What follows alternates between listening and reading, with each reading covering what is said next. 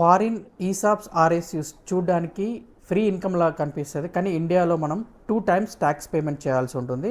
ఒకటి, మీరు ఆప్షన్ ఎప్పుడైతే ఎక్సర్సైజ్ చేస్తారో ఫెయిర్ మార్కెట్ వాల్యూ మీ పర్కజిట్ లాగా యాడ్ అయ్యి దాని మీద ఎంప్లాయర్ నార్మల్ టీడీఎస్ లేదా ఫారిన్లో షేర్స్ అమ్మేసి వచ్చిన గెయిన్తోనే ట్యాక్స్ కడతాడు. Number 2, capital gain tax.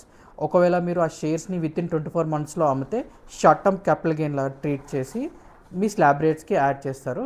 ఒకవేళ లాంగ్ టర్మ్ క్యాపిటల్ గెయిన్ అవుతే 12.5% మీరు ట్యాక్స్ కట్టాల్సి ఉంటుంది.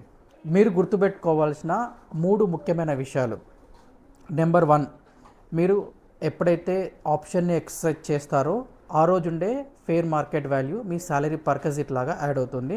నెంబర్ 2, మీరు ఎప్పుడైతే షేర్స్ అమ్ముతారో అప్పుడు క్యాపిటల్ గెయిన్ ట్యాక్స్ కంపల్సరీగా కట్టాలి.